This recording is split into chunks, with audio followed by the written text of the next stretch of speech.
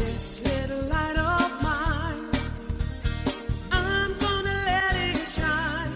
Let it shine, let it shine, let it shine. Hi friends, I'm Carrie Jo, and this is Holy Chuckles Podcast. This is a space for honest faith, lived experiences, and shining a light in the places we've learned to hide.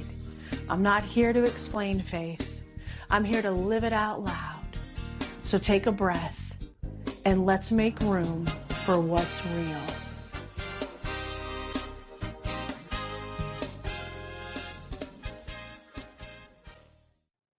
Welcome back to Holy Chuckles Podcast.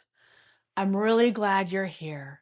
Today, we're sitting with 1 Samuel chapter 2, verse 25, a verse that deepens the tension we've already been living inside. Awareness has happened, naming has happened, concern has happened, and now we reach a moment where responsibility is clear, but nothing is being received. This verse, it invites us to notice what happens when truth is spoken, consequences are named, and still nothing lands. Verse 25, if one person sins against another, God may mediate for the offender, but if anyone sins against the Lord, who will intercede for them?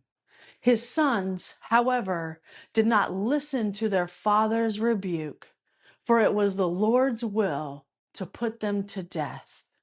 Literally, Eli is still speaking to his sons. He is distinguishing between harm done between people and harm done against God. Eli is saying that some wrongs can be mediated, repaired, or addressed, but other wrongs, they reach a point where accountability can no longer be handed off. This verse, it shows us something very uncomfortable. God does not override free will. Even when truth is spoken clearly, warnings are given, and consequences are named. It shows us receiving is still a choice. God does not force humility. God does not compel repentance. And God does not step in to make someone listen.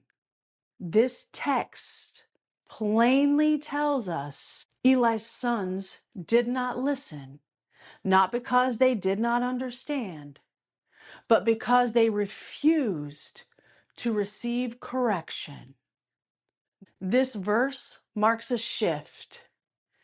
It's not just awareness without action, but truth without reception.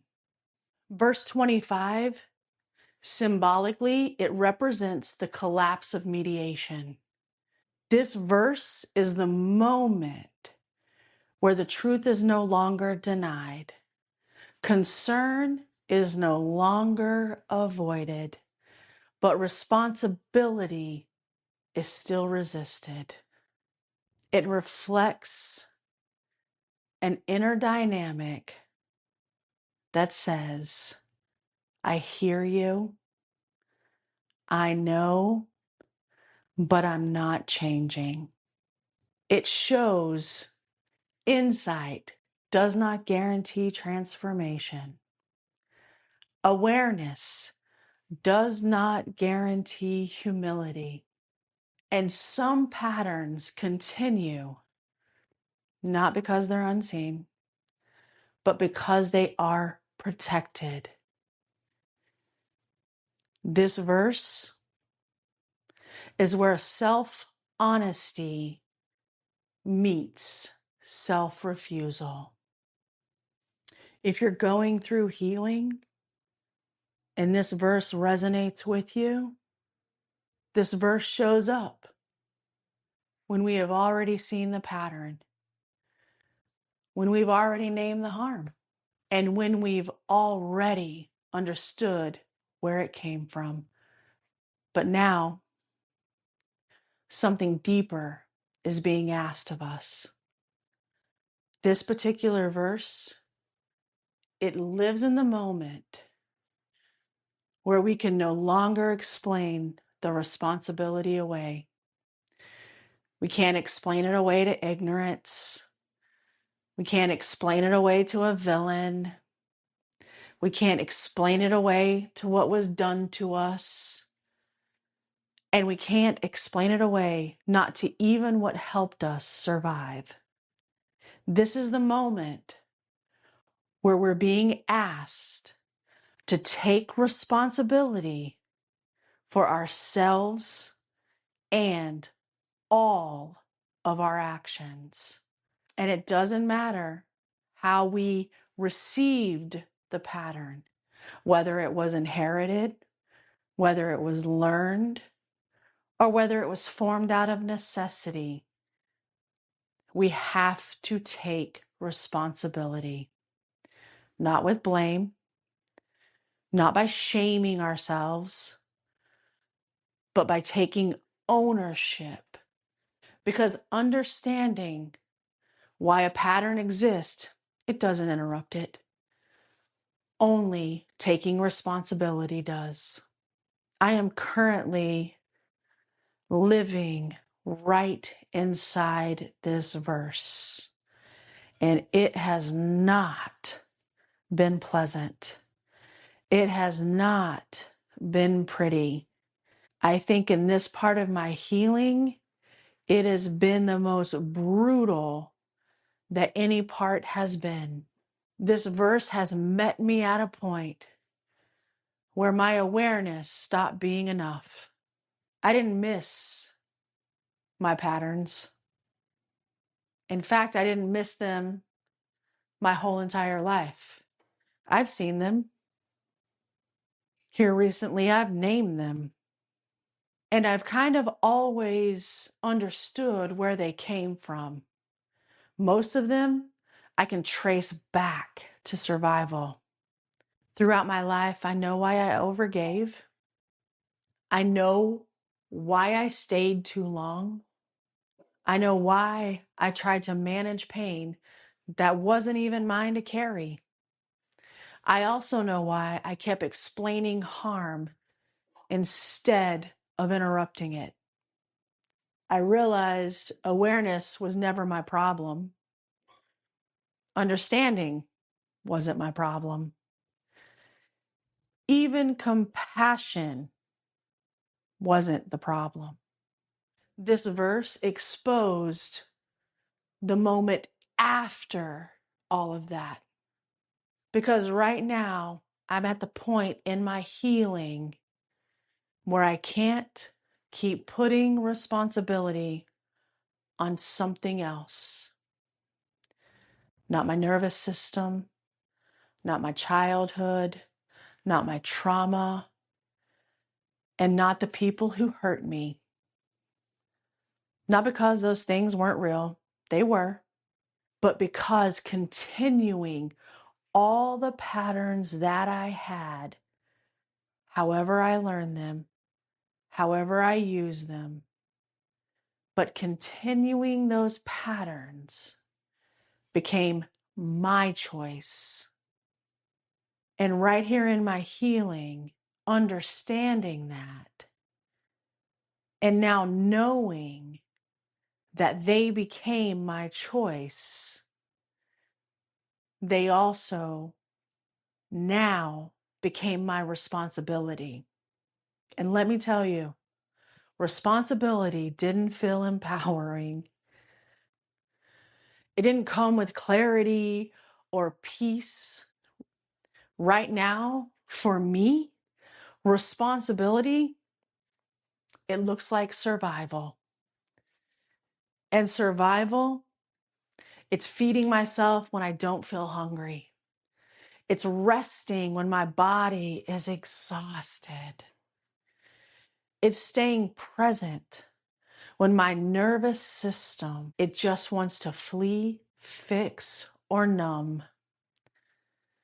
In this season, loving myself doesn't mean feeling good about myself. It means keeping myself alive, keeping myself regulated, doing both of these things while grief moves through. And I have realized I am grieving a lot. I'm grieving my relationship that ended just in the middle of 2025. I realized I'm grieving a mom that passed away when I was 15 years old, and I'm 50 now, and I never grieved. I'm grieving family. I'm grieving friendships. I'm grieving jobs. I'm grieving everything that was who I was before. I'm grieving all of that. And 50 years of grief is a lot of grief, is a lot to process, and is a lot to get through. So right now, the only way I can love myself is not to do I am affirmations, is not to say everything that I'm grateful for, have a list of gratitudes. No, I can't even do that. Right now, I'm grateful that I'm standing talking into this microphone. I'm grateful today that I am upright in this position. That's what I'm grateful for. I'm grateful that I could get up and take a shower today. I'm grateful that in my lowest of lows, that I could still feel God. So this season, right now, is about survival. It's about keeping myself alive and regulated while I let this pain, this grief move through me instead of doing what I've done in the past, which is numbing, pushing down, and not even thinking about it. My nervous system, it sure doesn't need any more insight. It needs safety. And that safety, it doesn't come from understanding the story better. It doesn't come from finding the perfect explanation of what happened. It doesn't come from identifying the right villain in my story. Right now, safety, it comes from staying with my body, staying with my breath, and staying with my limits, even when nothing is resolved. All my life, I've been a fixer. I've had all the answers. And if I didn't have the answers, I would find them. I've always pushed forward until I fixed what needed to be fixed. But right now, this responsibility, it became real for me in not having the answers. Taking this responsibility became real for me in choosing to stay inside this grief, to stay inside this healing, and for once choosing not to abandon myself when all these feelings, when all this grief, when all this pain, when it stayed for me to work through and it didn't go away. That responsibility to choose myself became real. Another thing this verse did for me was help me see that part of me was still protecting some of these old patterns. I was protecting them because they once kept me safe. I was protecting them because silence felt safer than rupture. I stayed protecting them because letting go of them meant standing on my own without explanations, without villains, without someone else to carry the weight. I can see this now in a lot of the relationships I've had to release in my life. I can understand why someone behaves the way that they do. And I can still choose not to participate in that behavior. I can hold compassion for someone without having to rescue.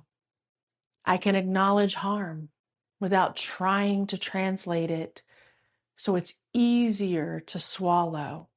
This verse, it's also helped me release relationships without rewriting them.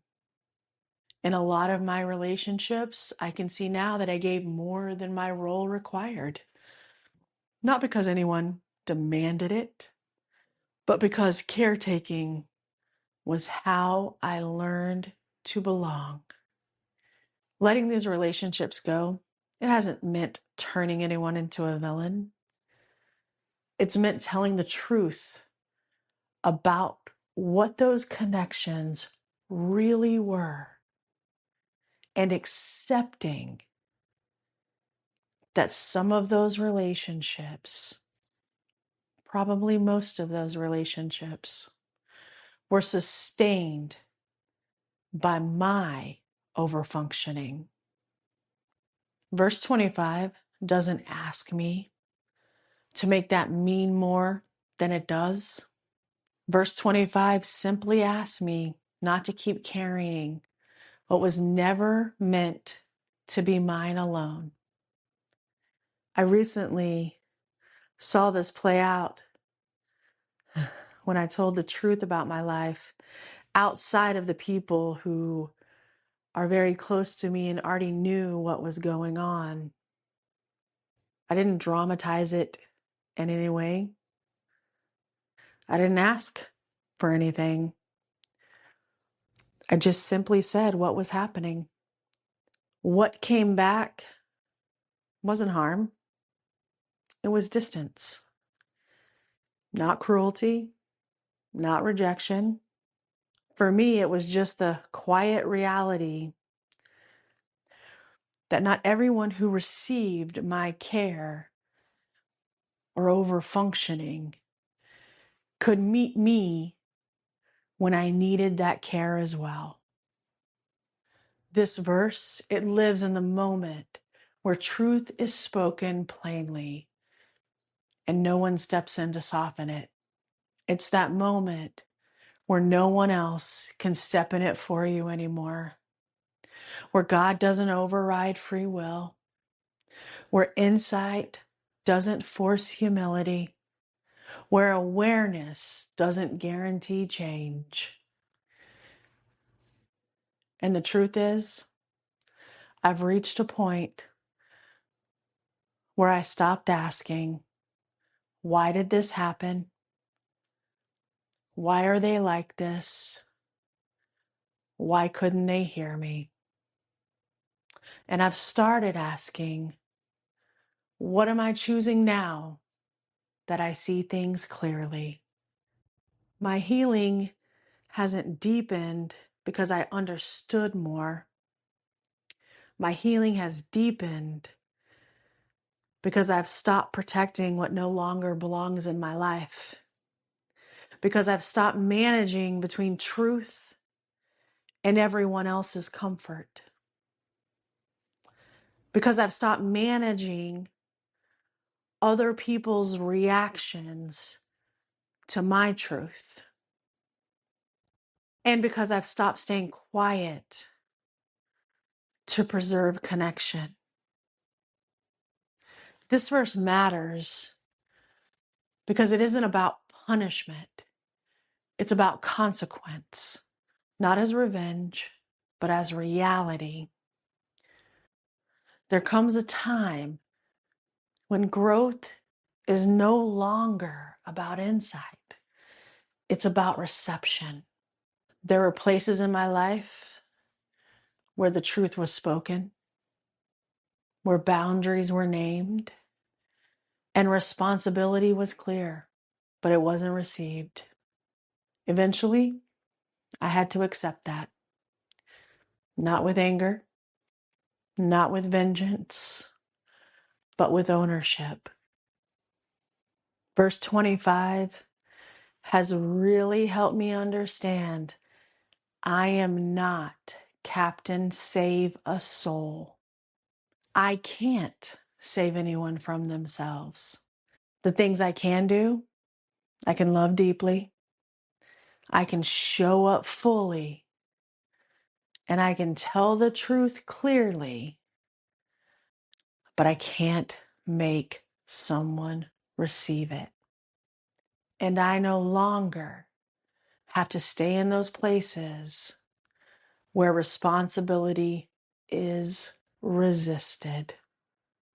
The question I'm going to leave you with today, where in your life are you realizing that no one can do your healing for you, not spiritually or physically, and that responsibility now rests in your hands, not by blaming the patterns or where they came from, but by choosing what comes next. This verse isn't asking us to fix anything right now.